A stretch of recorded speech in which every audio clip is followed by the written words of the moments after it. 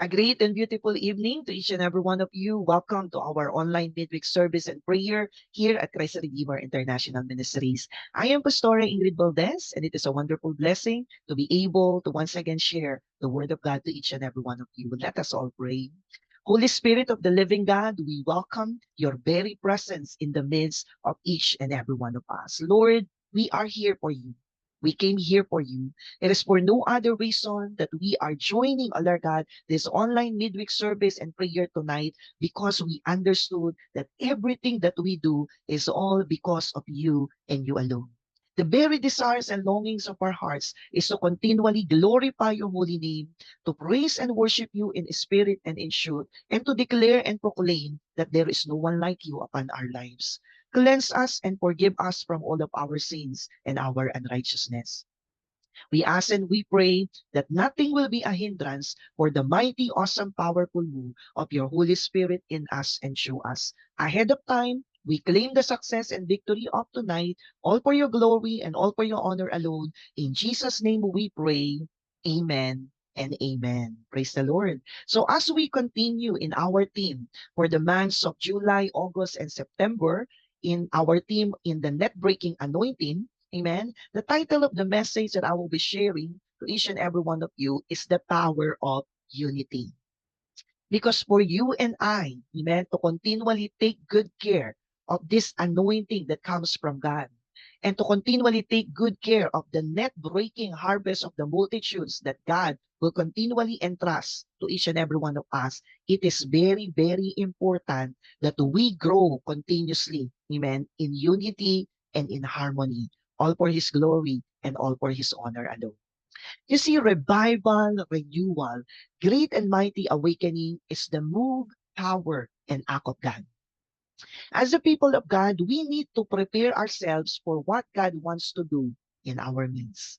In Acts chapter 1, verse 14, in the New King James Version of the Bible, it says in here, this all continued with one accord in prayer and supplication with the women and Mary, the mother of Jesus, and with his brothers. The early church in the book of Acts was a strong and powerful unit of simple, ordinary, and like-minded people who love God with all their heart. This is evident through the testimony that the early believers left for us as an example to follow. If we take a closer look in the book of Acts, we can see that the early church believers were doing some amazing things. They were anointed and full of the Holy Spirit. They were preaching the word of God with holiness and with boldness that comes from God and God alone. Miracles, signs, and wonders followed the preaching of the word. Thousands were being saved and added to the church. People gave themselves, their possessions, amen, even their very lives, amen, first and foremost to the cause of Jesus Christ. They were so united and they were so filled with the Holy Spirit that they turned their known world upside down for Jesus Christ Himself. And as we read through the book of Acts, we cannot but be challenged to ask ourselves, why are we not seeing the same power of God operating in our churches today? Yet God said in Hebrews 13, verse 8, in the New King James Version of the Bible, Jesus Christ is the same yesterday, today, and forever. I believe there are many aspects of the early church that contributed to its success. But today, amen, tonight, I want to highlight on one aspect, and that is unity, my beloved brothers and sisters in the Lord. In the book of Acts, there is one phrase which appears again and again, and that is the term one accord. The early church was in one accord. Amen. They were united. They had things in common. The phrase one accord is actually repeated 11 times in the book of Acts and only one other time in the New Testament. The early church was in one accord, and I believe that unity was one of the reasons why the blessing and the power of God, amen, was upon each and every one of them. The believers had one mind, one purpose, one heart, and this contributed to their spiritual success. So if we want to see the power of God manifested in our churches today, we need to be at church that is of one accord. A church based upon the unity that the Spirit of God brings. Let us all read in Psalms 133, verses 1 to 3. In the New King James Version of the Bible, it says in here, "Behold, how good and how pleasant it is for brethren to dwell together in unity. It is like the precious oil upon the head, running down on the beard of Aaron, running down on the edge of his garments. It is like the dew of Hermon, descending upon the mountains of Zion. For there the Lord commanded the blessing, life forevermore." Psalms 133 teaches us that when we dwell in unity, the Lord commands His blessing, like the dew of Mount Hermon, descending upon the mountains of Zion. You see, the area of Mount Hermon is very dry. It hardly ever rains there. Yet the large area of the base of the mountain is filled with thriving trees, plants, bushes, and all kinds of vegetation. How is all this plant, amen, life sustained without rain? Well, Mount Hermon is the highest point in Israel. It reaches to the clouds, collects a lot of precipitation and dew, which then flows down the natural grooves of the mountain and supplies life-giving water to the vegetation. So what the psalmist is saying is that even though the dry climate condition of Mount Hermon would normally make the area hostile to plant life, dew from above comes down and brings life. So we as a church of God, as a people of God, when we come together in unity, God commands His blessings to flow from above, bringing life into our dry bones. The psalmist is basically saying, just as the Lord commands His blessing at Mount Hermon and sends His dew to bring life despite the harsh climate, in the same way, when His people dwell in unity, God's commands His blessing on them, pour out His Spirit, and brings life to His people regardless, listen to me, regardless of challenging outward circumstances.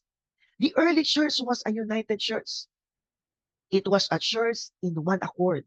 And tonight, I want to highlight three areas of the kind of unity that was in the early church. And I believe, amen, is greatly needed today in our churches. Are you ready? Number one, amen.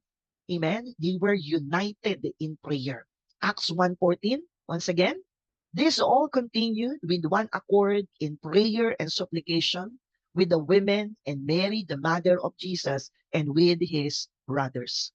One of the greatest things that will demonstrate the unity of the body of Christ is through corporate prayer and fasting. You see, the power of prayer is unleashed in unity. What happens when the church begins to pray in unity? What happens when the church begins to pray in unity? Number one, amen. A few of those things. Number one, our prayers can bring sudden experiences. Number two, our prayers can break the chain of darkness. Number three, our prayers can bring light. Number four, our prayers can bring the supernatural power of God. And number five, our prayers can open the prison doors. It is the power by which God's kingdom advances.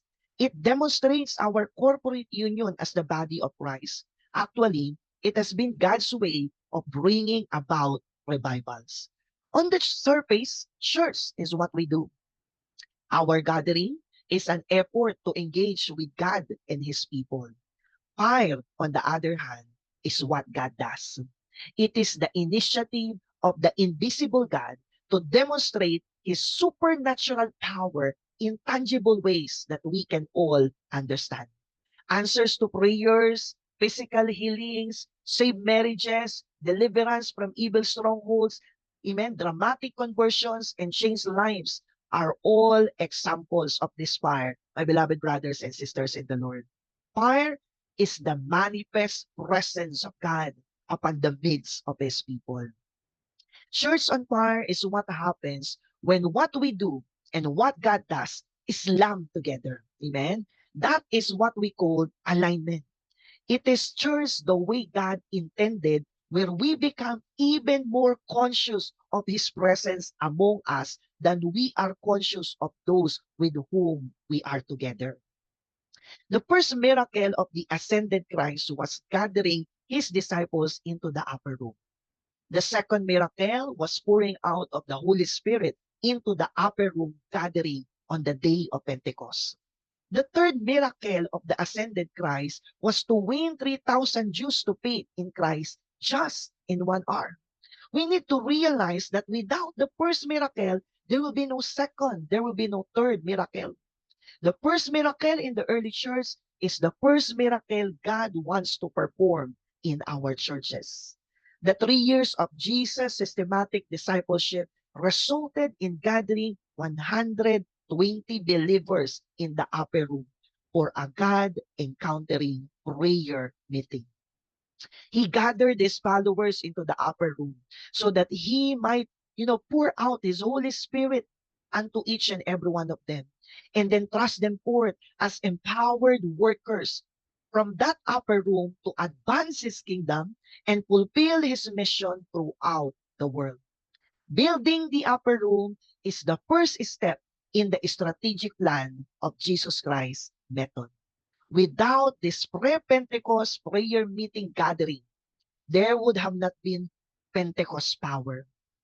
And there certainly would never been post-Pentecost discipling of the nations of the world. When Jesus Christ built his church, he built a praying church. When Jesus made disciples, he made praying disciples. Everything we do must be immersed. It must be saturated in prayer. It is the time, amen, for the church of the living God to once again, amen, begin to understand the need for prayer and unity and cry out to God for His provision, His blessing, and His power to continually manifest and operate in the midst of each and every one of us. They were united in prayer. Secondly, they were also united in vision and in purpose.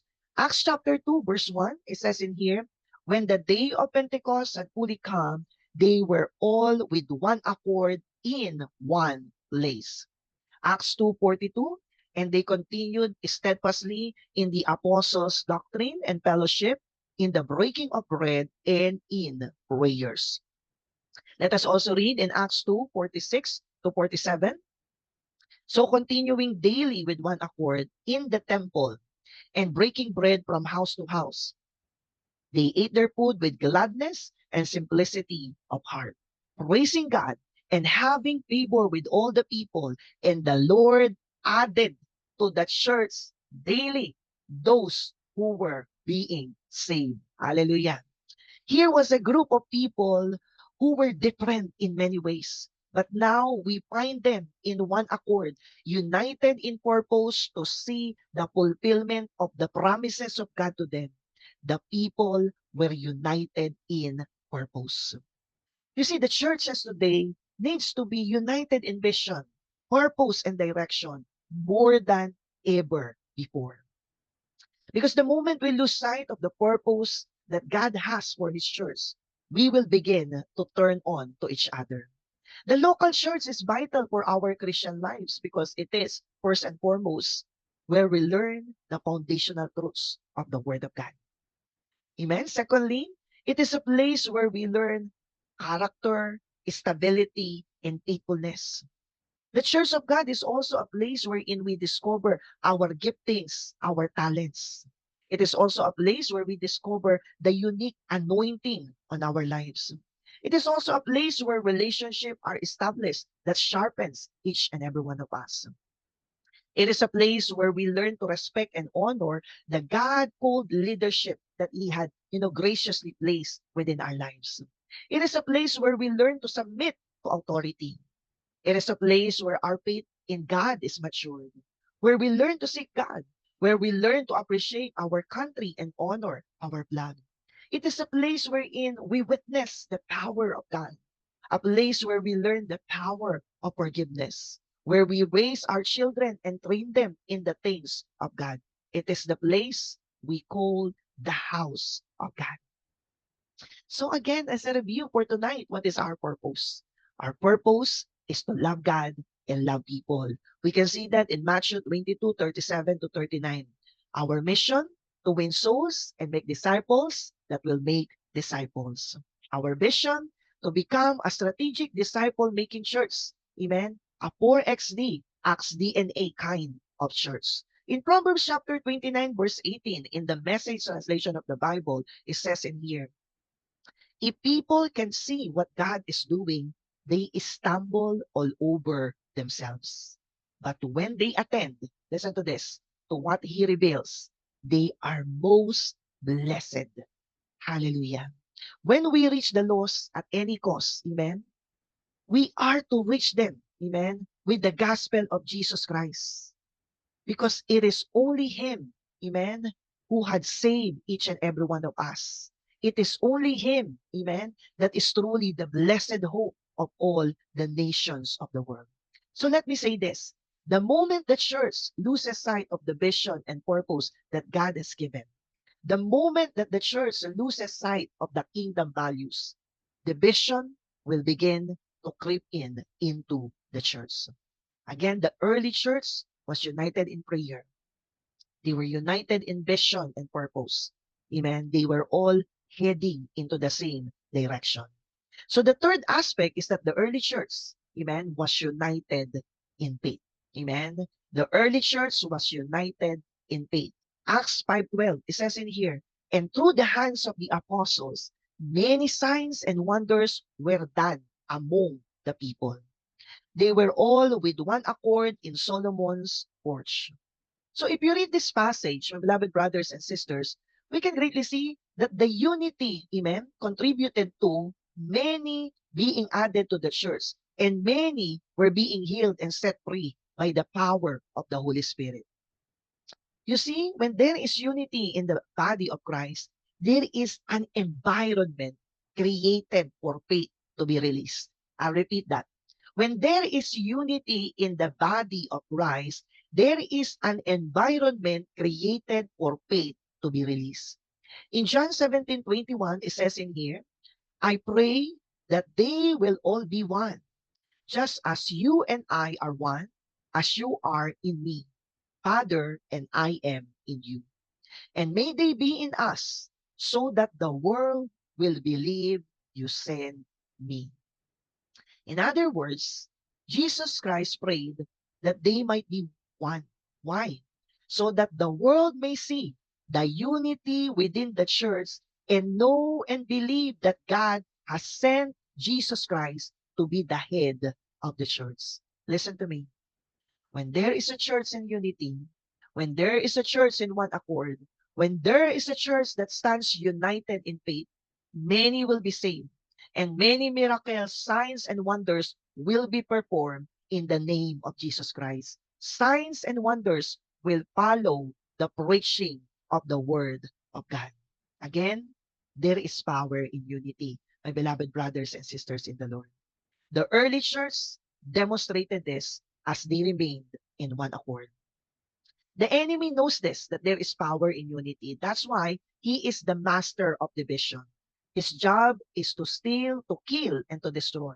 He uses misunderstandings, conflicts, amen. He uses, differences to divide the body of church and thereby weaken it. Let us all continually pray that God will continually unite our hearts and our minds, that we will all be at church in one accord. The unity in the church, that does not just happen. Amen. It will not happen by accident. I can greatly assure you of that. Amen. It happens as we, the body of Christ, make every effort to pursue unity, and where each member, amen, each and every one of us does our own part. In Ephesians 4:3, it says in here, in the NLT version of the Bible, make every effort to keep yourselves united in the Spirit, binding yourselves together with peace. Again, when there is a church in unity, when there is a church in one accord, when there is a church that stands united in faith, many will be saved. And many miracles, signs, and wonders will be performed in the name of Jesus Christ. Signs and wonders will follow the preaching of the Word of God. Church, let us all continually be united in prayer, in vision, in purpose, and in faith. For our reflection questions for tonight, amen, to continually guide us as we meditate on the message, amen, for tonight. Number one, in light of what you have heard tonight, in your present circumstances, what do you think is God teaching or telling you? And secondly, what will you do with what God is teaching you? Let us all pray. Lord, we honor and we bless your holy name. We continually declare and proclaim that we move, we live, we breathe, we have our being, all because of who you really are upon our lives. Panginoon, ang patuloy po namin dalangin at samo sa iyong banal na harapan sa gabi pong ito ay patuloy mong pag-isahin ang aming mga puso. Patuloy mong pag-isahin ang aming mga espiritu, kaluluwa at pag-iisip, O Lord God. That truly, O Lord God, as a church of yours, we will continually be in unity, in harmony, in one accord, O Lord God, in loving you, in growing deeper in our intimate and passionate relationship with you, in continuously, O Lord God, advancing your kingdom here on earth as it is in heaven, endeavoring deep within our hearts that we will always be a part of the solution and not of the problem. Intentionally allowing ourselves to grow, to mature, to be discipled, to be tutored, to be mentored, O Lord God, and achieve our highest and maximum potential, O Lord God. So that all the more, O Lord God, more people will be able to know you. More people will be saved. More people will be discipled. Marami ang patuloy na maliligtas. Marami ang patuloy na magsusuko ng buhay sa iyo at tatanggapin ka bilang sarili po nilang Panginoon at tagapagligtas. Panginoong Diyos, patawarin mo kami sa anumang uri, Panginoon, ng pagkakampi-kampi, sa anumang uri ng pagkakanya-kanya, any form of disunity, any form of disharmony. We completely surrender everything at the foot of the cross. Pinagsisisihan po namin at tinatalikdan lahat ng aming mga pagkukulang, pagkakamali at pagkakasala sa iyo pong banal na harapan, maging sa bawat isa. At ang dalangin namin, Panginoong Diyos, as we continually grow, as we continually deepen our intimate and passionate relationship with you, all the more, O Lord God, Panginoon, na patuloy na mag-grow ang aming pagmamahal, ang aming patuloy na pag-unawa at pagpapatawad sa bawat isa. Let the light that comes from you alone continually shine so brightly upon the lives of each and every one of us, O Lord God, that as a church of yours, as a people of yours, O Lord God, the message of the cross will continually be clearly seen and evident in the lives of each and every one of us.